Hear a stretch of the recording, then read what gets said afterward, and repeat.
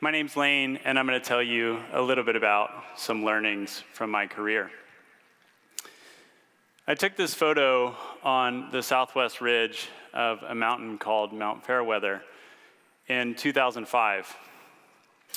I was a very lowly assistant guide, which means that you get to do all the really exciting stuff, like pack extra socks in your backpack and hand clients Snickers bars and boil water for them. A few minutes after I took this photo, the guy that is roped to me, his name was Bob, fell on the other side of this ridge. The rope yanked me immediately, and suddenly we were sliding. Bob is sliding, I am sliding. There are big open crevasses somewhere below us. And in that moment that felt like an eternity, we were able to get our ice axes into the snow and arrest this fall. That experience had jolted me into a realization about my career. In the hours that I walked back to camp, I was replaying this incident in my head. And all I could think about is, I want to get out of the outdoor industry, and it's probably time to get a real job. These days, realizations usually happen in really exciting spaces that look like this.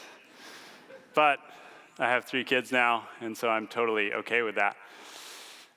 Shortly after that realization, I came home to where I grew up in Atlanta, Georgia. And I packed up my dad's 1999 majestic teal Pontiac Bonneville. Yes, that is actually the color that they chose and that my father chose. And I drove that car 3,000 miles across the country to Palo Alto, California. I knew next to nothing at this time about Silicon Valley and its storied history. I had a liberal arts degree in hand that felt pretty worthless relative to all the Stanford grads that I met. The Google homepage looked like this at that time. NVIDIA stock was trading at $1.83 per share, people. I am still wishing that I sold the Pontiac and bought NVIDIA stock, but alas, here we are. I took a job as a materials coordinator at Stanford's Graduate School of Business. I'm pretty sure this is the best title that they could muster for someone who was helping professors do their very best work by making copies.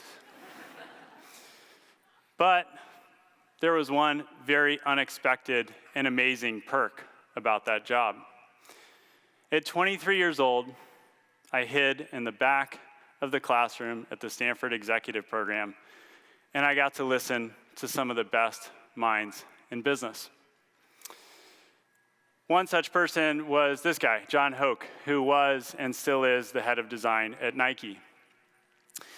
And he talked about the legacy of Phil Knight and how principles that Phil had written down in 1977 had carried through every bit of the culture and ultimately the product that they shipped to customers, and set a course for what would be one of the great brands of the time. This is a pattern that I would see throughout my career. Someone taking the time to write down their principles or beliefs and all the amazing downstream impact that such a simple act could have. As we all know, one of the key aspects of product development as a process is figuring out how work gets reviewed and decided upon. It's probably one of the most controversial topics with PMs, is just to ask, what's your decision-making process like? Another example I love is this one, and this is Jeff Bezos' famous memo to employees inside of Amazon, where he tells them, please stop using boring PowerPoint to present your work. And instead, he mandated that the entire company write down their opinions and plans in plain language. The ritual of Amazon 6-pagers is now well known, but my point here is that it shaped the way that work was reviewed and decided upon for the next 20 years, one memo. Now, it's undoubtedly influenced thousands of other companies, and you hear about it today in books like Working Backwards. It certainly influenced where I work at Coda. So speaking of Coda, in the early days, we basically wanted to write down our view of the world, and so we wrote a thesis document. And it was one of the most impactful exercises that we did as a leadership group. Writing down our vision for how the world was going to change and how we were poised to capture that opportunity helped keep us anchored in a very tumultuous and crowded market. And much of this thesis continues to play out today. So in this talk, what I'm really trying to do is convince you that you should write down your own principles and beliefs, even if that's privately. You don't have to share them with anyone. When someone asks you about your past experience, what stories come to your mind? And how do they shape what you believe? I'm convinced that writing down principles is one of the best ways to influence a team's culture. And ultimately, the products that we ship to customers are just an output of the culture that we create. So let me tell you about some of my beliefs and some of the experiences in people that shape them. One of the most common themes that I've seen in my career and with other product people is just the number of unknowns there are when starting a new project. So many things start off as ambiguous. Who's the target user? What's on the roadmap? Which design are we going to ship? So one of my core beliefs is that this is all about turning ambiguity into clarity. It's what makes the job fun, but also pretty daunting at times. In interacting with hundreds of companies, one of the things that I've noticed is the best product and company builders I've ever seen are just relentless in spotting the open question, in spotting the ambiguity in a meeting, in spotting the ambiguity in a plan, and figuring out how to make it clear. And of course, that sounds like it belongs on like a Hallmark card or something like it. So let me explain some principles by which you might be able to do something like this. So we'll talk about 3 principles. Principle number 1. In 2008, I moved over to YouTube after it had been acquired by Google. And at the time, the company was pretty chaotic. I'm not sure everyone remembers this time, but the press loved to write this story that YouTube was a failed acquisition for Google. We messed up view counts every other month. It felt like we could barely count our revenue at the time, and it was a bit of a mess. And to top it off, we were getting sued by Viacom, this other media company, for $1 billion. And that was back when $1 billion was a lot of money. And from an advertiser perspective, no one wanted to touch the site. They were basically like, isn't that the place where people upload photos or videos of dogs on skateboards and other risky user-generated content? And I had just moved into my first product role. I was super excited to make an impact. And my manager kind of lovingly looks at me and he says, "You're the new guy, so you get the project that nobody else wants. It's skip buttons on ads." And I said, "Great." So it was a kind of first principles idea that we had come up with. The viewer experience is obviously better if you put a skip button and let people control it. And the creator experience, in theory, should be better because they should make more money because people don't abandon their content as much because of the skip button. So we just had to go convince advertisers that this was a good idea. Turns out they thought it was a terrible idea. Advertising executives told us to our face that we were idiots. Our sales team literally yelled at us. And even the leadership team at YouTube was just like, "Guys, come on.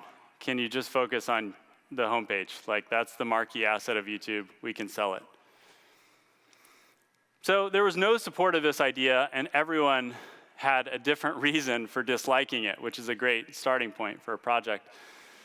I'll never forget this one-on-one I had with my manager at the time. His name was Phil Farhi.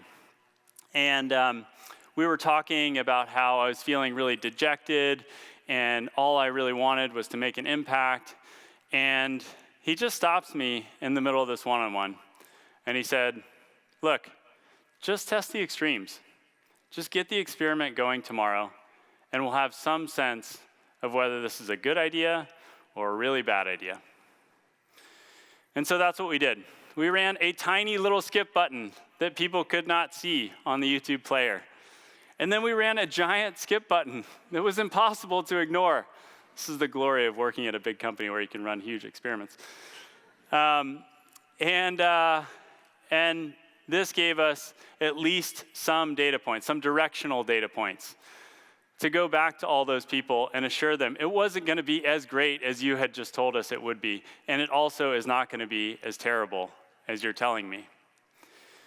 So we were able to assure both sides of that and keep moving. And to paraphrase, Phil's advice was very simple at the time.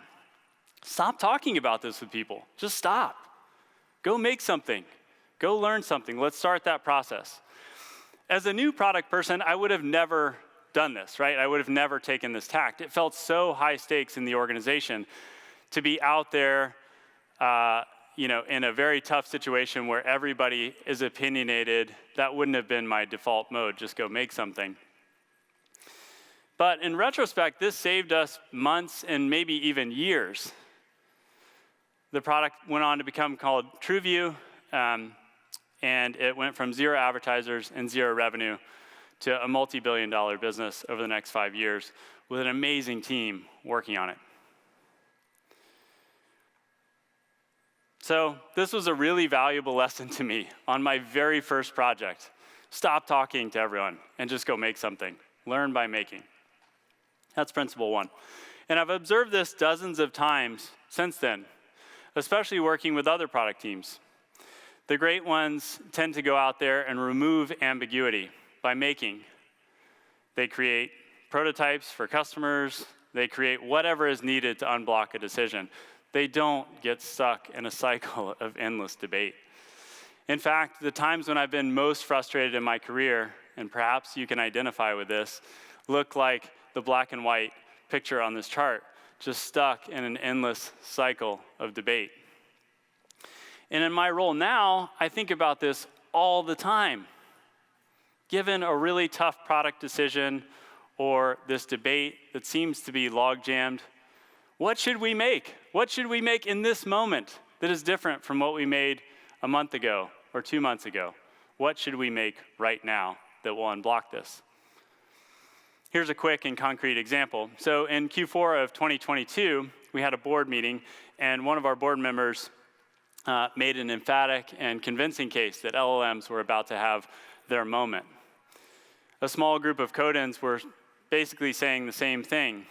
And instead of going off and writing a bunch of long strategy memos about the future of AI and how it was going to change, 2 things happened. One, over the weekend, one of our engineers, Spencer, went off and built a lightweight integration with a preview version of OpenAI's first API. And the second thing that happened was the team ran a classic Coda ritual, which is $100 voting. And the goal was to get some directional sense. Where are we headed?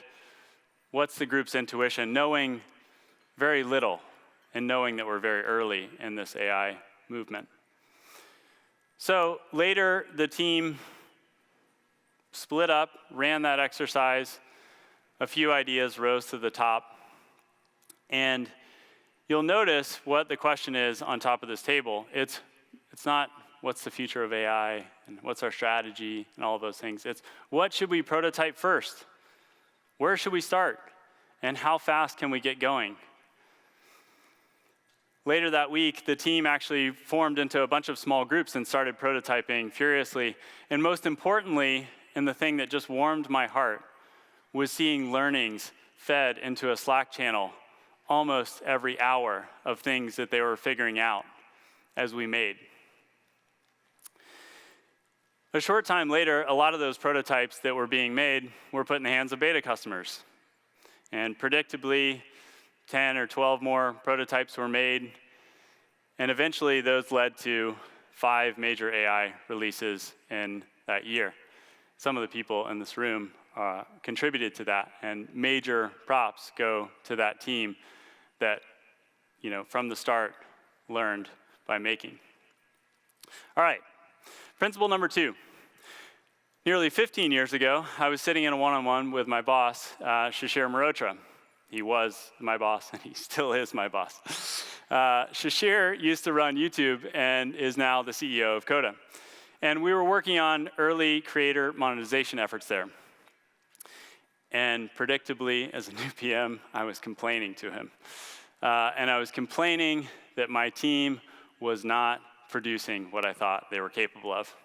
And he listened patiently for a few minutes, and he listened, and then he stops me with one question. He says, "Do they have a cathedral?" And in that moment, I was like, dude, you're not hearing me. I don't want your stories. Like, I'm telling you about all of these things that are a problem. Like, can you help me unblock these? But he told me the story, and I'll tell it to you now. You come up on 3 people, and you ask the first person, "What's your job?" And they tell you, "Well, I take the bricks from over there, and I put them over here." You go and you ask the second person, "What's your job?" And they tell you, "Well, I take the cement from over here, and I put them on the bricks over there." And then you go and ask the third person, "What's your job?" And they say, "We're building a cathedral." And for whatever reason, in that moment, at that time in my life, that story hit me. And I will never, ever forget it. The implication of that story in that moment was transformative for me. It was a clear reminder that purpose and how you frame the work that teams are doing has a huge impact on their outlook and what they can do. I was busy dutifully handing out bricks when I should have been helping us craft a cathedral. So that's principle 2, create cathedrals, not bricks. And to take this one step further, I've made this mistake of crafting vision statements and long strategy write-ups in my career, only to have them fall flat. And the problem with vision statements that are grandiose and well-informed strategy memos or well-intentioned strategy memos is that not everyone can see their part in building that cathedral. Some people need aspirational statements. Some people need a North Star metric. Some people need wireframes or a very specific mock. So I would encourage you to start by evaluating, does my team have a cathedral? Are they picturing the same output that I am? 15 years later, I am still asking myself this question every week. In fact, this morning, I was asking myself this question. All right, another example from another product leader that kind of gets at the same concept is from my friend Yuki, who leads product here at Figma. And he likes to ask teams this simple question: what's the one picture that this team is focused on? It could be a chart that should go up and to the right. It could be a tweet that they wish a customer could send.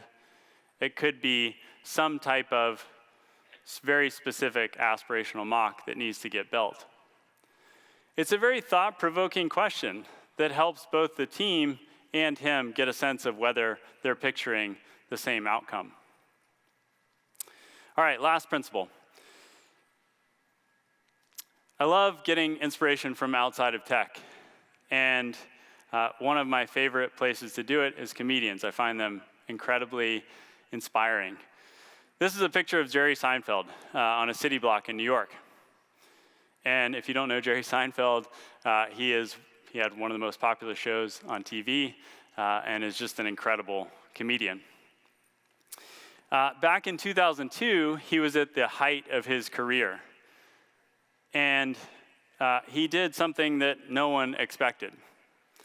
One night, he goes up to do stand-up, he grabs the mic, and he says, "This is the last time I'm going to do this material."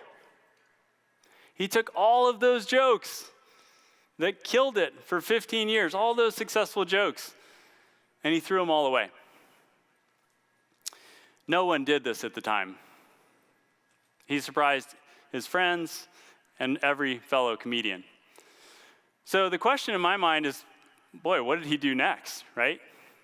Well, he used the same system that he had always used. He woke up, had a cup of coffee, wrote jokes for an hour, and went and presented that material that night. The yellow sheets around him in this photo are the notepad pages full of those jokes, something like 25 years of jokes.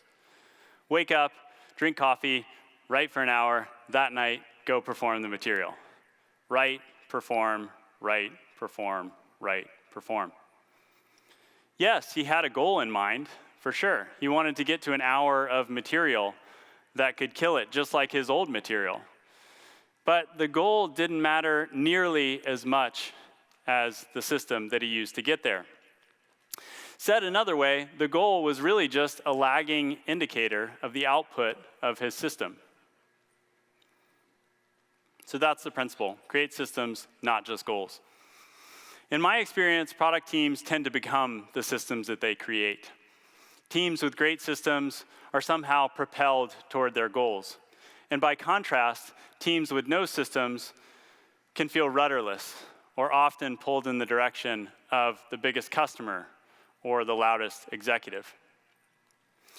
And of course, teams with too many systems start to feel like they constrain everybody's creativity or important opinions.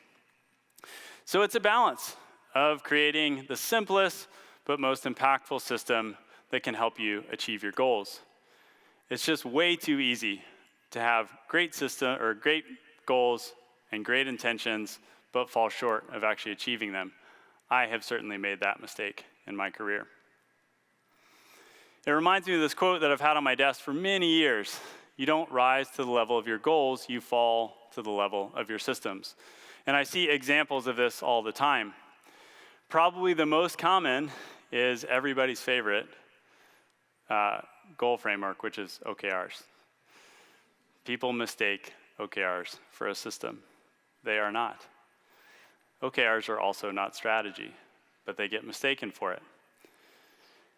Oftentimes when teams are presenting their plans or their OKRs, what I'm trying to understand is, what is the actual system that underpins these goals? How are they actually going to get there? What does the cadence look like of this team? How fast are they making? How fast are they unblocking themselves? Let me give you two tactical examples that I love. The first is from a product leader on our team named Nathan. And Nathan, maybe you can identify with this. Nathan noticed that everything was slowing down when everyone was involved in every decision. So he started to do two things. One, he would list every decision that was coming up, and he would say when we needed to make that decision by. But the really clever part is the columns here. From I don't need to be involved at all to just let me know the decision to I may have strong opinions. This is in our executive review forum, and what he would do is ask all the stakeholders, all the opinionated people, mind you, to weigh in where they sit on this spectrum, and we still do this today. So now he knows and can relay to his teams. The CEO really cares about this decision. The CTO really cares about this decision. And by the way, do not bother them with these 10 other decisions. It's a very subtle but powerful way to add clarity and speed to decision making. Let me give you one more example. I heard about a great example from a leader named Zach, who leads design teams at Uber and Atlassian and now Snowflake. And the team that he was talking about was kind of large and spread out all over the world. And they needed a way to keep everyone engaged and on the same page. And so they recorded 2 videos every week. The first was Monday warm-up, which was sent to all the managers in the organization. And it was a reminder of what was important, and it called out what was ahead. And the second video was Friday cool down. And the basic idea was, let's reinforce the culture by interviewing someone on this team and showing great work. He described this ritual when I was sitting with him at dinner by saying it made a large and globally distributed company and organization feel like a town instead of a city. And I thought that was a great description. So those are a few examples of principles that I've come to believe based on my own experience and stories. Along with the rest of the amazing folks at Coda, they have certainly shaped the way that our culture has been built and the products that we ship downstream because of it. But like I said in the beginning, this isn't about me. It's about convincing you to reflect on this answer, your answer to this question, which is, what are my principles? And that could be for building products, or that could be for building teams, or that could be for building whole companies. I hope you take the time to write down what you believe and why. One tactical step that I might suggest is to start with the questions mentioned at the beginning, which are simply, when you reflect on your career, what moments or stories come to mind? How did those moments influence you? And that's it. If you're interested in topics like this, sometimes I write about them, probably all too infrequently. I appreciate you listening. Thank you.